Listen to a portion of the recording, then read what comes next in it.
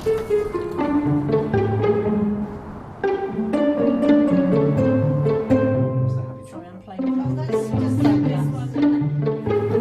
round movement is better than an up and down movement.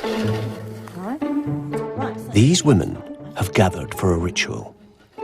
In Wimbledon, they're paying homage to a totemic object. It's a classic piece of Tupperware that has stood the test of time, but it's had a tweak to bring it into the 21st century. Fantastic. It's one of the most durable designs of the 20th century. Oh, wow. Now, this is an old piece of Tupperware. It is. But it's not much celebrated, except by people trying to sell it to you. Most of that product, I think you can put on a table and it will hold its own with the best crystal and the best china. If it seems anachronistic that parties like these still take place, that's because most of us take designs like these so utterly for granted. We have the large bowl because it's much more practical. Not just what they do, but also what they're made from. It doesn't look dissimilar to something we might chuck away because plastics become so disposable.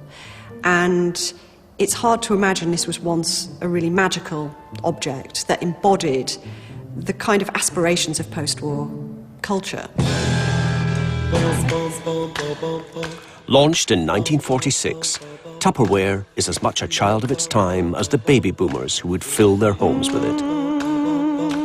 In the aftermath of war, designers set out to rebuild the world and transform all of our lives. It was this idea of being in the future. Suddenly we'd all lived in the future in the post-war era, and suddenly everything was possible and we could change everything and make everything shiny and new again. Technology represented promise, optimism, improvement. And by the time the baby boomers came of age, design had got a lot groovier than plastic lunchboxes. Plastic is rock and roll. You are suddenly liberated to do whatever you want. Everybody's lying and smoking and dreaming, and so it was really the culture of the time. Breakthroughs in technology had liberated designers. In turn, they dreamed their work would free our minds. There was this idea that we have to completely forget about tradition. It was the idea of a total new beginning. But with the babies of the boom years now drawing their pensions, what became of those dreams? Now, if anybody has a problem with rice, this is great.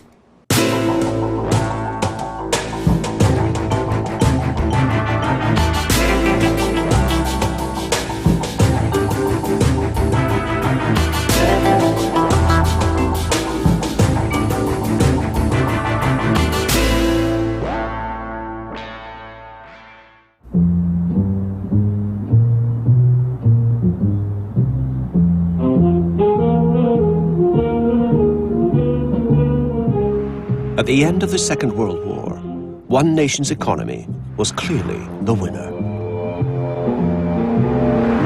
The whole of the late 40s in America is about that shift from wartime production to consumer market. And designers are at the forefront of leading that new economy, that new consumer boom. One designer made so much money from this emerging mass market, he bought his own island. And yet, the early career of Earl Silas Tupper hadn't been so promising.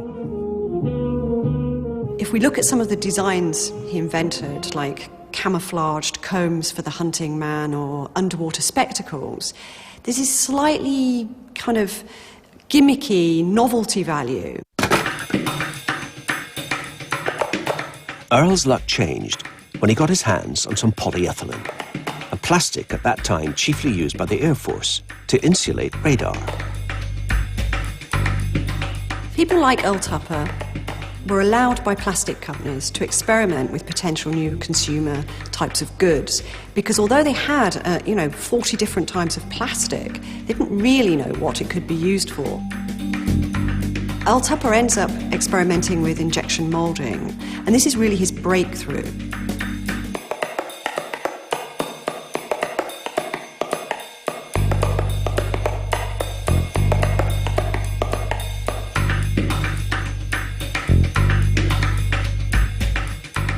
Tupper's designs were airtight and watertight, thanks to a lid inspired by the top of a paint can. It replaced something people were very familiar with, which was putting a bowl over a plate, over leftovers, and putting that in the refrigerator. And so it was design in action. No more forgotten leftovers, just good, fresh planovers. That is what makes someone like Earl Tupper a genius designer, because his designs were based on the observations of everyday practice and life and real human need. But Earl's invention had to be more than useful. In the era of unprecedented consumer choice, innovative marketing became a crucial part of a design's success.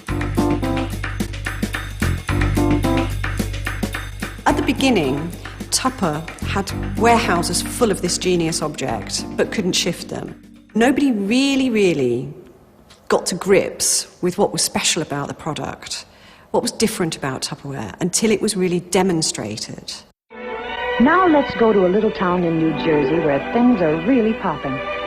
Yes, there's a party going on at Mrs. Betty Martin's house.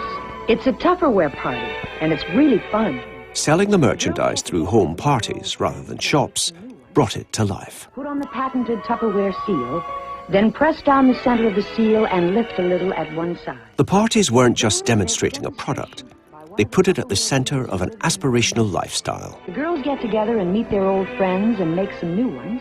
It was really about, who had been seen at which Tupperware party in whose house.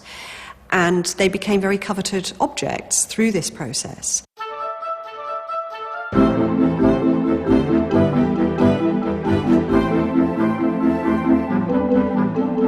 By the end of the 50s, Tupperware had found its way into 96% of American homes. Earl had proven the commercial potential of new plastics. Now industry began to manufacture many more. Polystyrene and acrylics, laminates and perspex.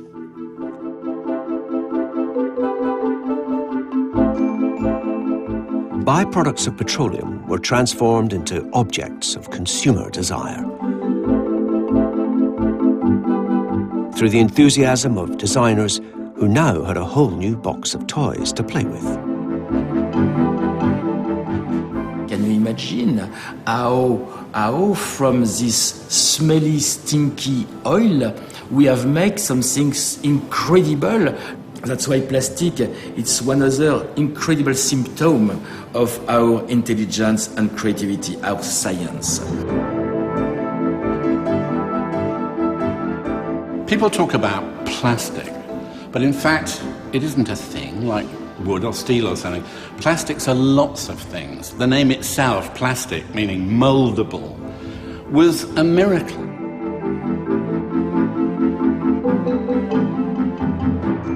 Even the names Draylon and nylon, these were all very industrial words. Everyone was excited by the possibility of the industrial. I remember my parents being so excited about the word Formica. I have a Formica kitchen.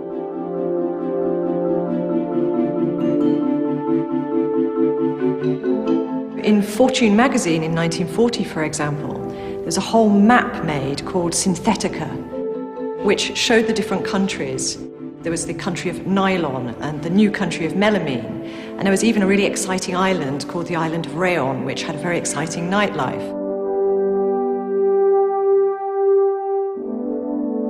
Of course, Synthetica wasn't the only new map being drawn in the 40s.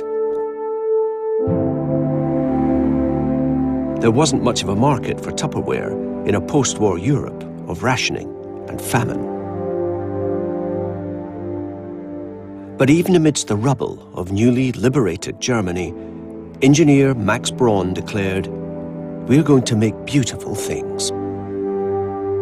The firm he founded hired a young idealist who shared that mission, Dieter Rams. The only thing what we had in our mind was to clean up the disturbed world. Don't forget, everything was disturbed in Germany. Yeah, everything. So that was also something which was for us very important, to clean up the thing in a new way. There was a passionate desire through every walk of their life to create a new, better world, therefore a gentler world as well. It was a natural reaction to what had gone before.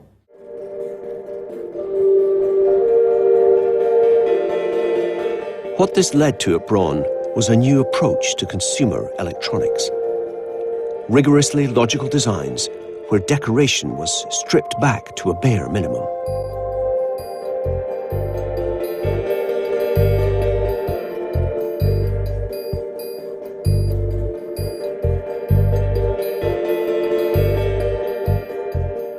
When this product first hit the market in 1956, it was utterly radical. Nothing like it had been seen before. The furniture of those days was still broadly 19th century, heavy, dark wood, decorated furniture. As radios, record players came along, they came along absolutely with that aesthetic. You have a lighter colour wood in terms of beech. You have this radical use of a single sheet of folded steel. Of course, you have the clear plastic lid. Clear use of circles for twisting dials, of rectangular buttons for press buttons, with concave surfaces inviting the finger to push. The celebration of the object for its own right, rather than it being an object of which you needed to be embarrassed in your home and push into the background.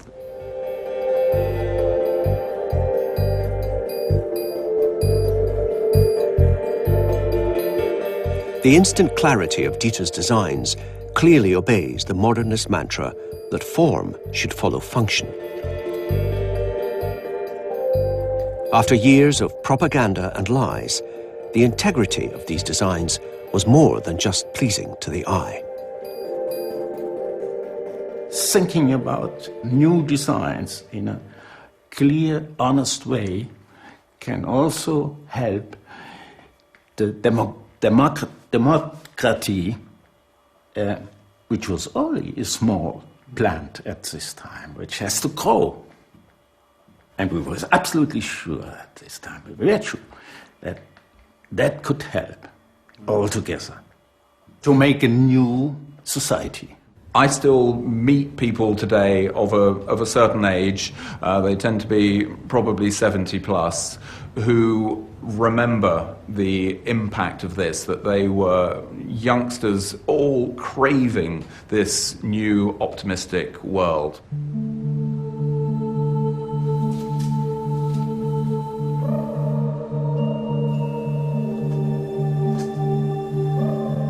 Functional high-tech became the design signature not just of Braun, but of post-war West Germany. Few designers have been as influential.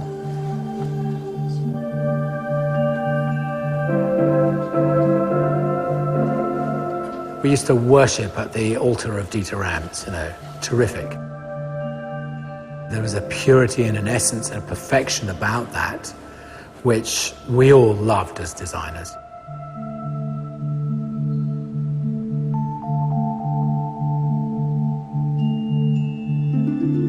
It taught you many, many things about economy of form, above everything else. But it taught me personally something very important. The idea of being able to remove that which is unnecessary and get to the point of what is doesn't mean it's dry or emotionless, but what it does mean is that it should be exactly what it should be, and not an awful lot more. And 50 years later, Dieter's disciples still seek the Zen of technology.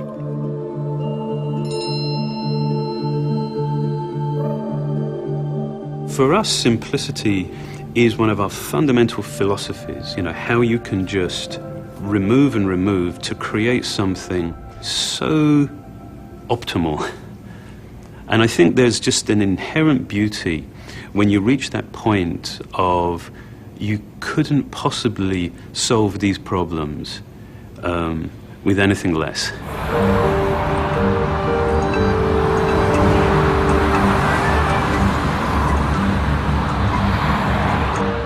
The minimalist route to modern design was also pursued in Britain after the war, on a much larger canvas than domestic technology.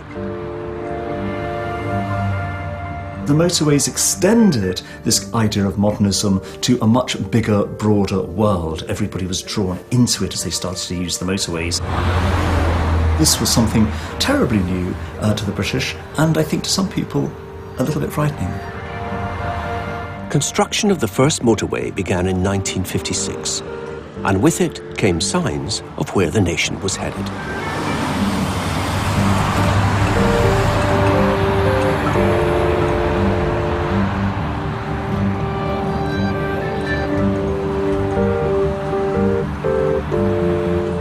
Just like Dieter Ram's work, this graphic design is a model of clarity.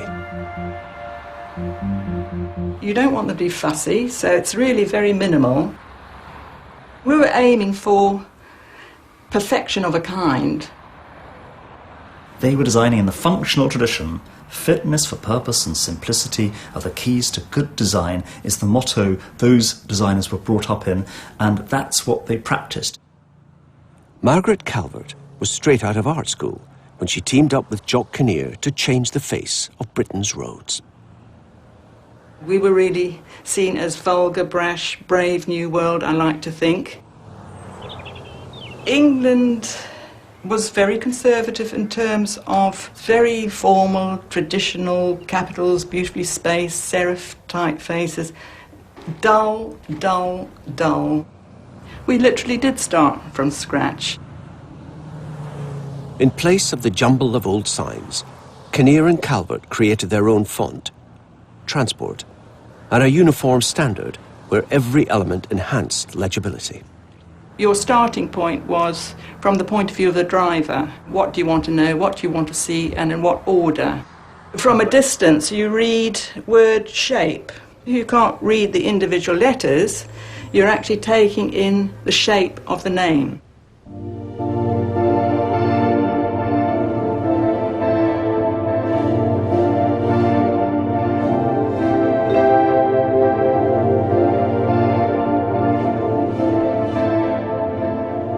We were invited to the opening of the M1, and we had obviously special permission by the police to go on this motorway. It wasn't open to the public at that point. It was a beautiful, sunny day, blue skies, and then just us, no one else, on the motorway. We'd see our signs up, and we thought, wow, they just looked so good. They were big, and they sat there, and they had their own presence. We just went on and on and on and on. We missed the turn-off, or where the actual opening was, and I think we just ended at the end in a ploughed field. But we had a great day, and that's probably a big moment in my life.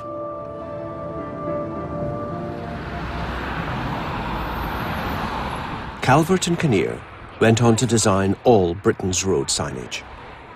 Their work has been described as the closest thing we have to a national corporate identity. And yet, some of the pictograms that are now part of the public landscape, in fact, have a private inspiration. I started to think of myself at that age, and I based it on me, and I think the hair's still the same, isn't it? Margaret's alter ego is helping a boy across the road, a reversal of traditional roles. The sign that they had for schools, it was a grammar school boy, and I just felt, well, why not change it? Let's have no school uniforms, no reference to grammar schools because the co-educational system was coming in, and I thought it should be more inclusive.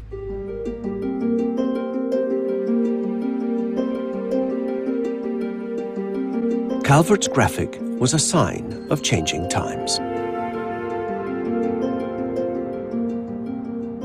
The comprehensive system was taking shape in the same era as the motorways. As politicians attempted social engineering, designers had more work to do. Spacious, modernist architecture aimed to liberate the minds of the next generation. And their posteriors would be supported by an invention from one of the giants of post-war British design, Robin Day. I know that some people find that, or feel that modern furniture is rather strange and unsympathetic, but it does solve the problems of today with the methods of today.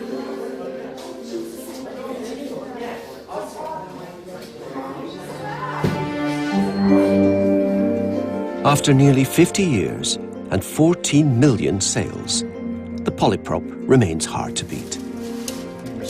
Young designers Edward Barber and Jay Oscarby would love to create something with the same qualities.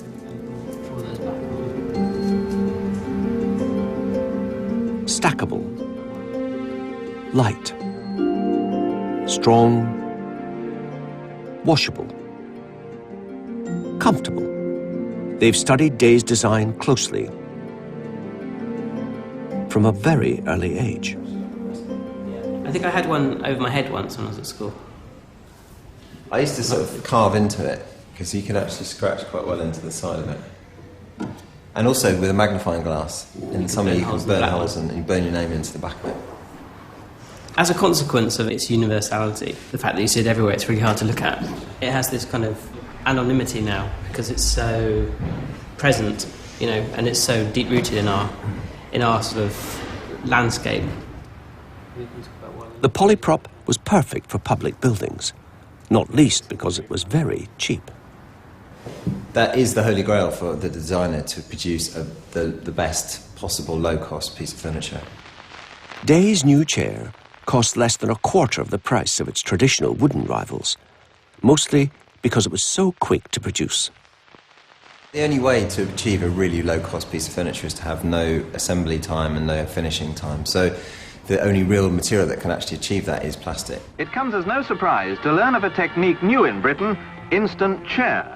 You have the mould that comes together in two parts, and then you fire the plastic in exactly here. That's right, it goes in here, and then once the mould comes apart, you cut this piece of where the plastic goes in. You cut it away, and it's all finished. So there's no labour actually afterwards.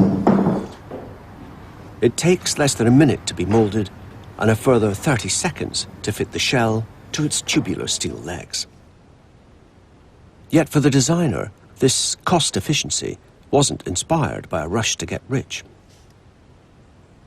It's rather unusual to speak of morals in this field, isn't it? But yeah, that people anywhere in the world could get chairs that were low cost and indestructible and good for posture and so on.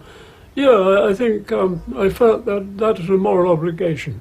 You know, when I was very happy to work on.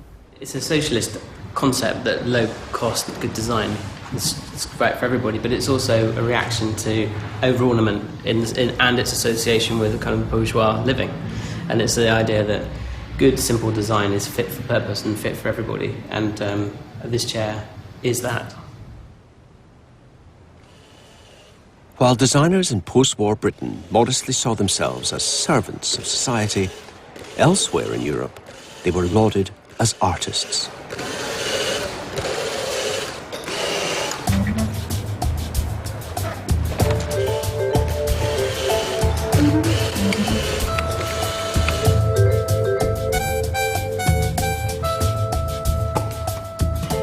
No one could accuse Italian style of being anonymous or minimal.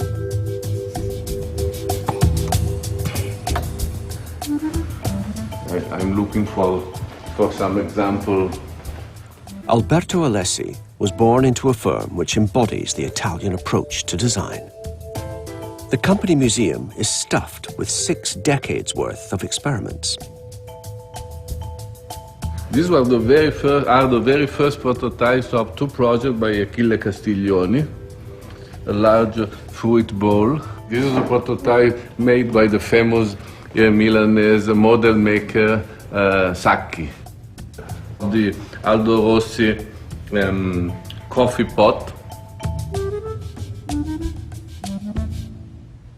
I don't mind so much about what public wants. It is always difficult to interpret what people want following a marketing research. I mean, I prefer to use intuition and sensibility. We use a different method of creation for objects, which is an artistic system, an artistic method.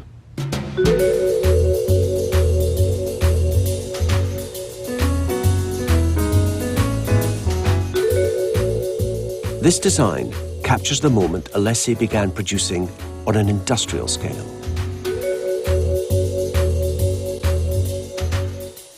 It dates from the point when Italian style began to be exported around the world. The start of this phenomenon of Italian design is considered to be right after the Second World War. There was a new generation of industrialists, like my father. Parallel to that, there was an extraordinary generation of new, young Italian designers.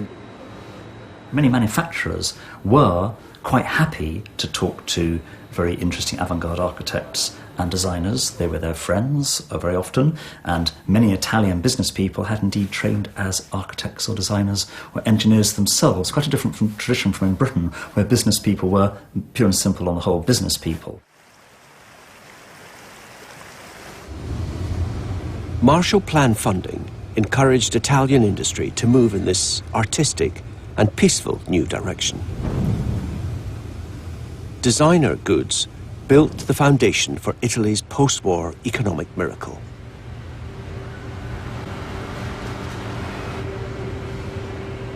So Italian designers, treated and sometimes indulged as artists, were often memorable characters.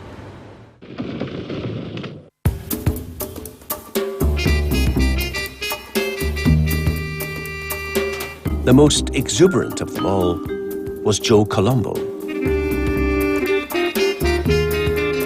Joe loved jazz, cars, skiing, drinking, and smoking. He was also fond of curves and experimentation.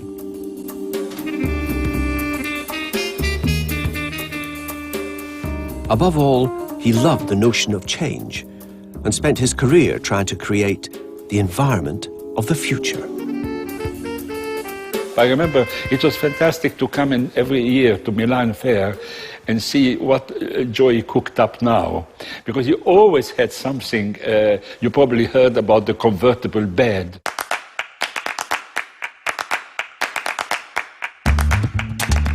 The cabriolet bed's hood could be brought down like that of a convertible car to create the kind of privacy sometimes required by a man about town.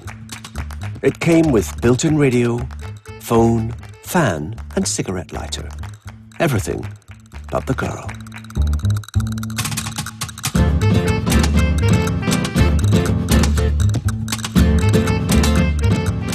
He had all sorts of gadgets which he loved, and he was such a multitasker. And he was also a futurist. He always wanted to know what will happen next. He always was treading a few steps ahead of the crowd. And he was a very nice guy to boot, really nice, a good company. He was, we drank well together and so forth. It was okay.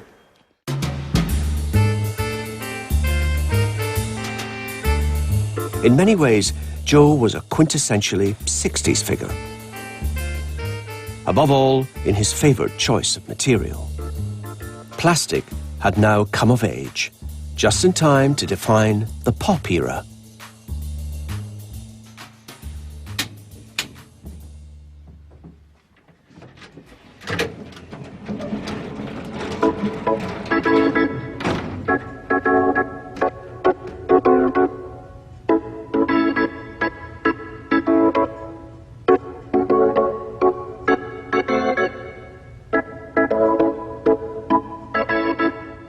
Plastic so perfectly captured the 60s zeitgeist that in this Brussels museum, the decade is still alive and well. Here is the first object that I find on the garbage from Joe Colombo. I decide that this is it. If they just throw away things of a great designer, it's the time to begin a collection. But when I start, I cannot stop. Personally, I like that one very much. I think that if the Victoria Queen was still living today, she would use that. This is one of the first pieces of the collection, the garden egg. When you want to use it, you open it, and if it's begin to rain, you just shut it.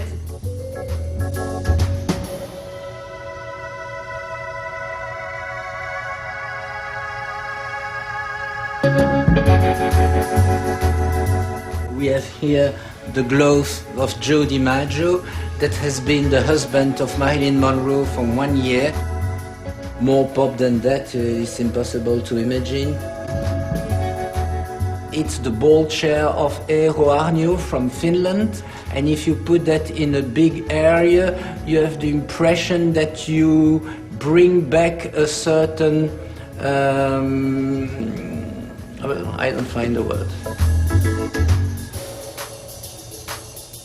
What unites Philippe's collection isn't a single style or even quality. It's the uniquely optimistic spirit of the time in which these objects were created. It was totally different with what the people used to say before the Second World War, and that gives to the youth an impression that was a new world's beginning.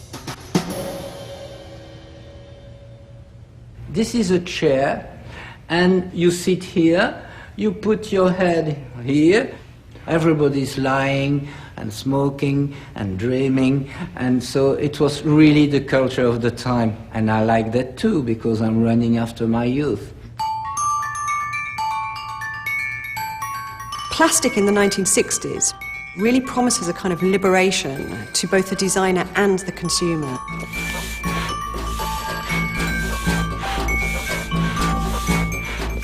It is a very enjoyable form of design. It's rather as if furniture itself has become a party game, and that these big inflatable bits of furniture, they're like party balloons that children hold up in the air. So life's become a party. Plastic products were perfect for teenage consumers keen to throw off the austerity of their parents' generation. Fashionable, affordable and disposable, they seduced with the promise of no-strings fun. Many of these objects are about a very self-conscious way of constructing a new lifestyle. A lifestyle that isn't about inheriting your parents' furniture, because how do you hand an inflatable chair to your children or your grandchildren? It's about a complete shift in generational understanding of everyday living.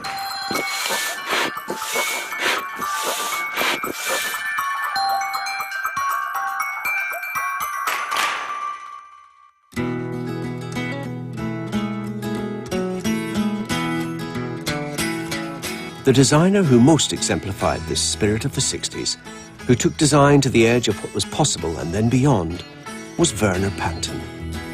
Born in Denmark, he had a very strong tradition to kick against. Early in his career, he worked for Arne Jacobsen, who designed in a well-established Scandinavian style. Humane, understated, sensible, and definitely not plastic. The region was so famous for its love of one material, Lennon and McCartney wrote a song about it.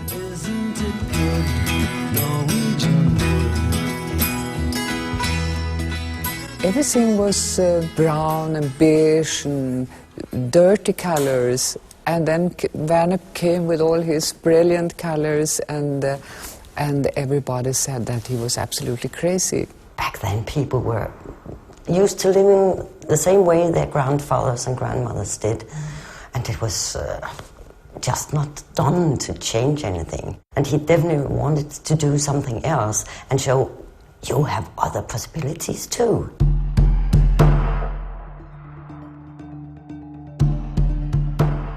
When his 1958 design for the cone chair was shown in New York, the police had it removed from the shop window because of the size of the crowd that had gathered to see it.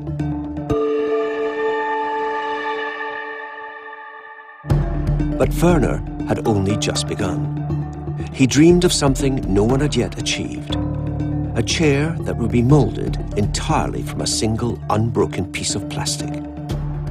Unlike Robin Day's polyprop, it wouldn't be supported by separate metal legs. In fact, it wouldn't really have legs at all. For 3 long years, Werner struggled to find a manufacturer who'd take his design seriously. We were traveling around in Europe to find a producer for it, and that was not very easy. And then he came to Basel and showed it to my father, and my father got interested. We all felt, well, we have something quite extraordinary, but is it possible? We first did it in polyester and fiberglass, and then we worked on foam. It went back and forth, trial and error, going through materials.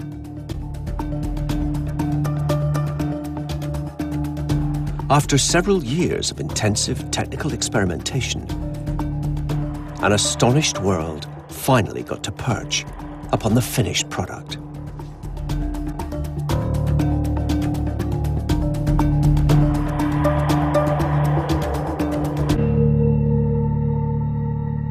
That was the first plastic chair that was not trying to sort of mimic the chairs that had been there before. It was the first plastic chair that was really, in that sense, completely new. The slender, cantilevered seat is just strong enough to support the human body. And look, Ma, no legs.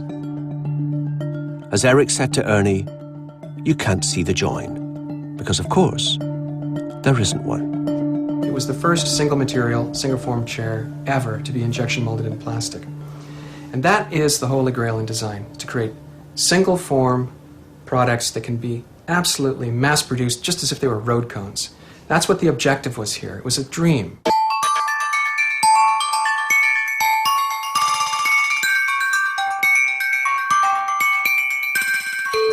That dream hadn't yet fully come true. Early production depended on expensive manual labor. Later models, in a different plastic, frequently broke. Only in the 1990s did technology finally reach the point where the design could be reliably and cheaply mass-produced in polypropylene. The Panton chair is a complete paradox because, while on the one hand it is, without any doubt, a design classic, it was really a commercial failure. It has virtually no contract application. Can you see this chair in a hospital? Can you see this chair in an office? They were never going to earn back their costs for the amount of investment that went in. It was basically a flyer they took, and it didn't make it.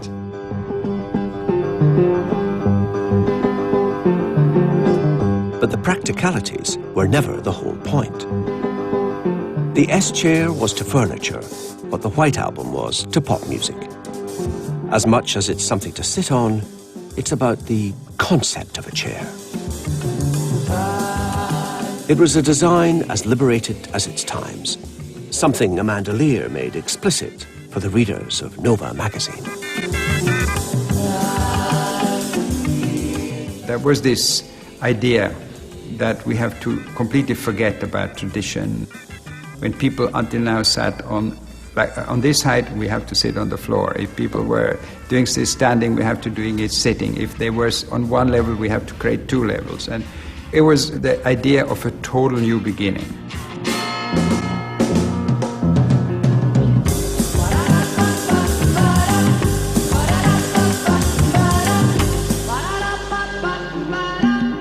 For Werner, changing where you sat could change the way you saw the world. Free your ass, and the mind will follow. He'd now moved into what he called total design. Wall-to-wall and floor-to-ceiling. Furniture, textiles, lighting.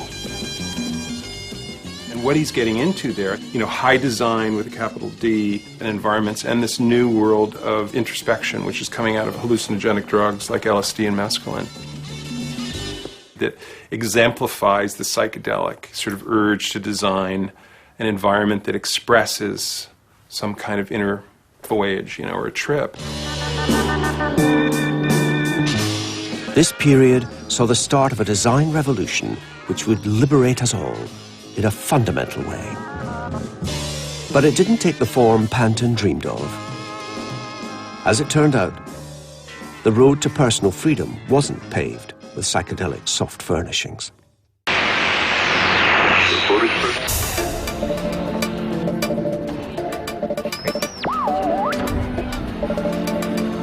The design philosophy that truly expanded our minds was to make stuff smaller. Miniaturization meant you could be mobile, and if you could be mobile, you could create your own world and your own environment. That strikes me as one of the most significant behavioral changes of the past half century. Electronics, like plastics, promised near infinite potential for post-war designers. Japan rebuilt its economy by creating new technology it could sell to the world's consumers. Their most successful corporation realized they had to do more than invent gadgets. They designed a new lifestyle, a mobile lifestyle. Sony's commercial breakthrough came with this portable radio in 1955. The transistor had been invented in the United States. Smaller and more durable than valve technology, it's the foundation of all modern electronics. The people who invented the transistor, Bell Labs, in 1947, said something like, there are no commercial applications for the transistor. And as far as the Americans are concerned, up to about 1955 there weren't, but then Sony showed them that indeed there were. They managed to bring together all that was best of Japanese culture, which is care, discipline, attention to detail. They brought that together with brilliant American technology and a bit of American Barnum and Bailey. Sony didn't just pioneer new miniaturized products more frequently than their rivals. They were widely regarded as the market leaders in all aspects of electronics design. That's the first Sony pocket radio, and in fact the world's first pocket radio, 1956. This is the original Sony logo. The next radios, they went over to the newer, modern type. Japan was a very dynamic country. People wanted to produce, the best and the smallest and the most extreme of everything.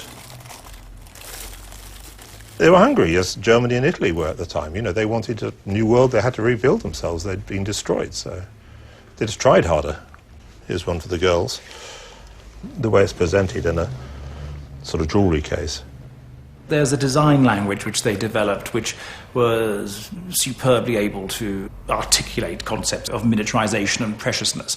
Very good quality graphics, fabulously well-detailed small controls and dials. It was also dignifying because it didn't look like a piece of tat. It looked like a piece of something very, very, very precious. This is a radio with charger and earphones. It's absolutely minute, as you can see. Ultimate aim of design is to sell things. Successful design, I think, almost has a toy-like magic and passion feel. You sought to see a Sony product and you actually wanted to touch it. 20 years later, Steve Jobs of Apple Computer said, a design is good if you want to lick it. It excited cupidity in a way which other products didn't. It wasn't just the way these designs looked that sold them, nor their consistent quality. Above all, it was the liberation they promised consumers. The teenagers in the 50s and 60s suddenly had this sort of, higher wages. They could go out, they had their own lives rather than having to live with their parents as a sort of junior adult. And so, they wanted their own, it gave you freedom. You could take your music and your tastes with you rather than just have to sit at home in front of an enormous great wooden box like previous generations had to.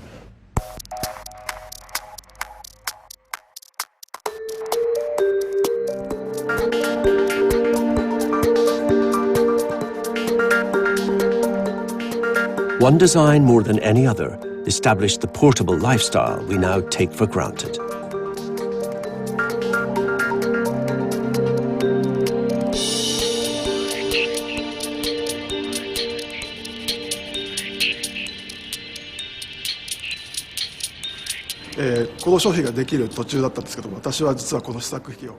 I got my hands on the prototype and was allowed to walk around the office with the headphones on. Such a thing seemed impossible. I remember feeling like I was in a scene from a movie. It was very exciting. I feel like an archaeologist, really. So many things to say about this. It's such an evocative product. But what's really been designed here is a new human experience. It wasn't called virtual in those days, but if you like, the great innovation of the Walkman was creating a separate reality for the user.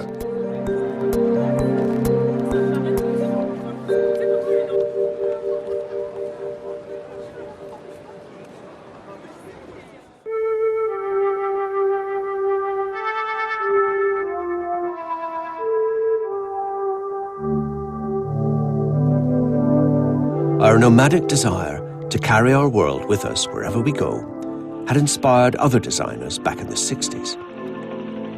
The Futuropod was a rather different interpretation of portable lifestyle.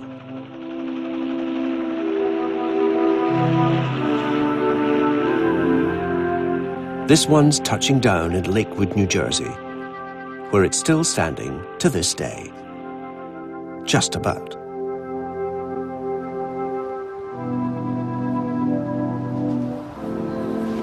It's something very beautiful about it, and poignant.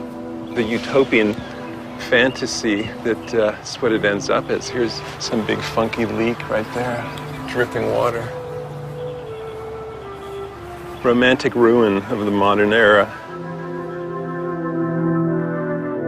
The Futuro was designed in 1968 by Matti Suurinen and manufactured by Finnish firm Polychem.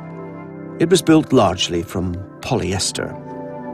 2 decades after plastic started appearing in our kitchens, here was Tupperware you could live in. They only made about 60 or 70 of them, I think.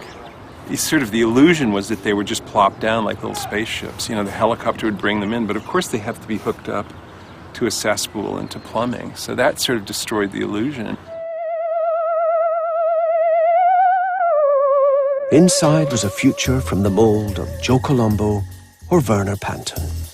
The interior plastic furnishings are the last word in convenience and comfort, with each of the built-in easy chairs pulling out to double as a bed.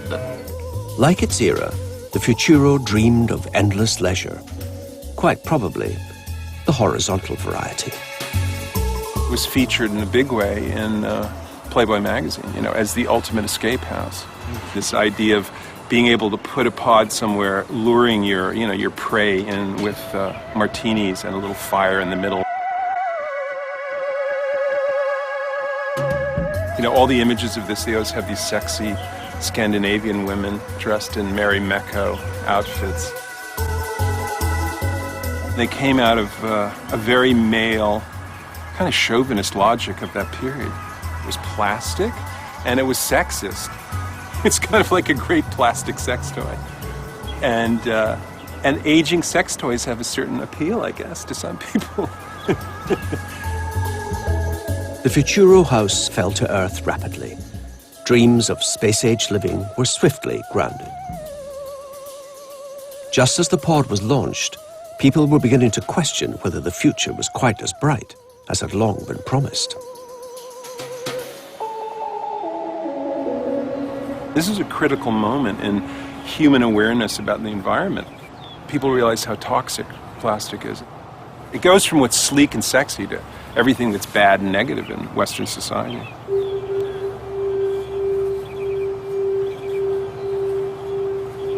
The sort of feeling that we can just do anything we want, we can produce as many things as we want, we can consume as much as we want, starts to disappear. We've got to start looking after the planet and stop chucking out plastic containers and plastic bottles. Neither biodegradable nor easy to recycle, the material of the future turn out to be hard to get rid of. It both lasts too long, yet ages badly. The mahogany table, it builds up a patina, this kind of materiality of use that gives it value, that makes it more beautiful the more it's used. Whereas plastic actually looks the most beautiful when it's new. Vitra, the firm which turned Werner Panton's visions into reality, now expects its furniture restorer to double as plastic surgeon. In the 60s or in the post-war time, they haven't had the knowledge about how plastics will behave in the future.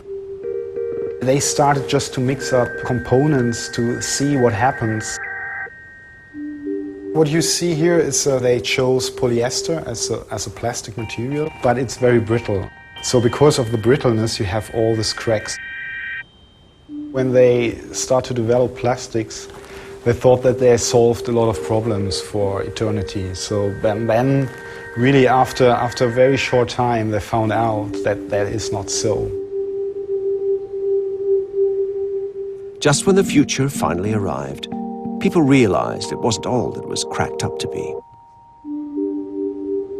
Plastic started to go bad at the end of the 60s in the popular imagination, and people started talking about, a plastic world. We don't want to live in a plastic world. We don't want to be plastic people. I mean, those words, those phrases became commonplace.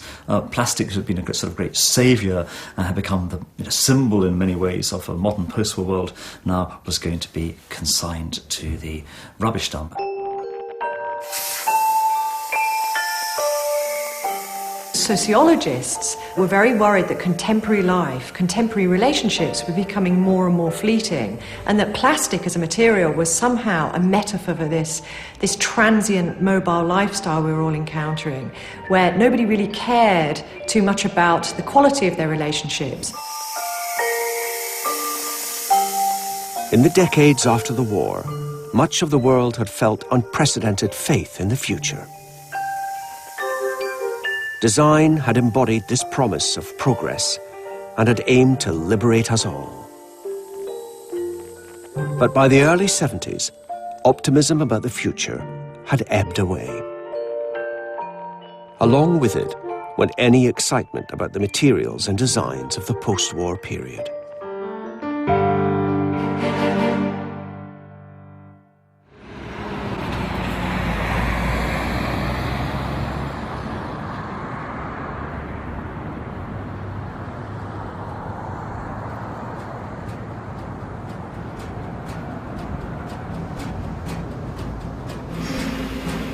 Nearly 40 years later, a French factory is about to make another chair.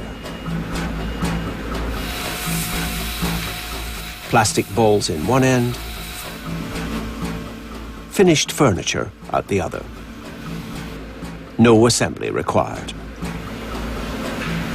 They spit out a chair every 40, 60 seconds.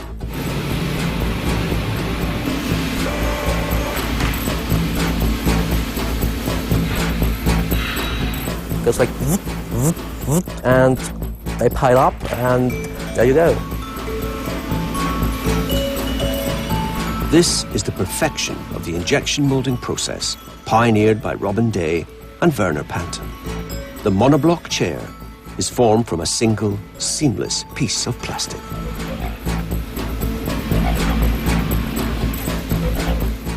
Each costs barely £2 to make. Versions are manufactured by dozens of different companies all over the world. There's no patent on the design or the process. And they're found absolutely everywhere. Some say there is as many chairs as there is people on this planet. It's become the Zelig of the designed world. Wherever you look, there it is. From Buckingham Palace to Baghdad. It's the fulfillment of post-war design dreams. Functional, versatile, mass-produced, and cheap. All that's missing is the amazement it would have inspired in earlier generations. on the one hand, it is so hugely successful. On the other hand, no one really likes it. People literally hate it.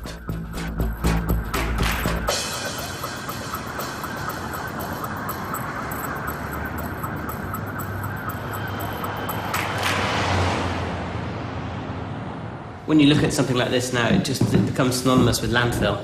You know, you see them all at your local refuse tip piled sky high. They're not broken, they don't really break, but people just tire of them.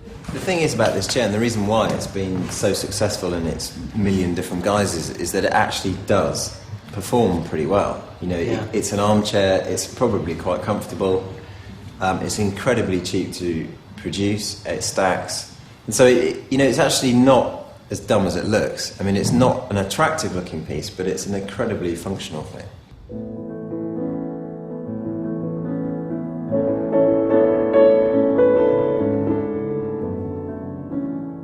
All around us is the stuff that post-war dreams were made of. And much of it is still made from the material which, just like bronze and iron before it, defined an age. Think about our generation, our contemporary world in archaeological terms. What will be left? It will be plastic.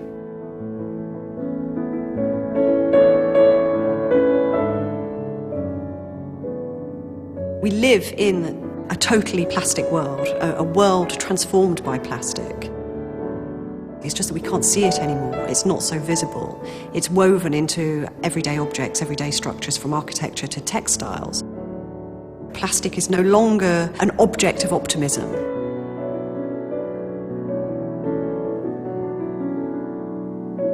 Plastic is ubiquity made visible, according to Bart, the philosopher rather than the Simpson. He calls it the first magical substance that consents to be banal.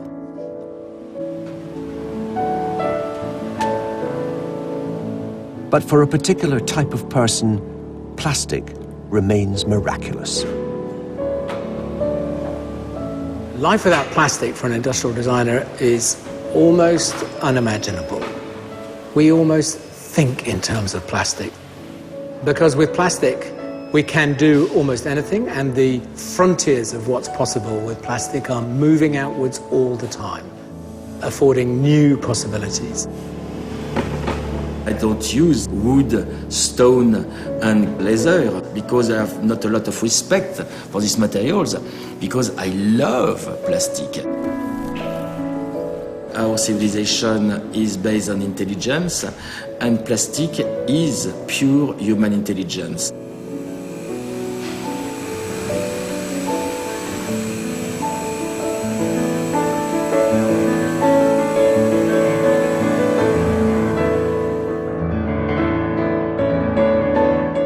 Cathedrals, filmmaking and cricket are some of the subjects in the Mastermind Grand Final next. Then from Only Fools and Horses to flowers and horticulture, actor John Challis on the RHS Chelsea Flower Show at 8.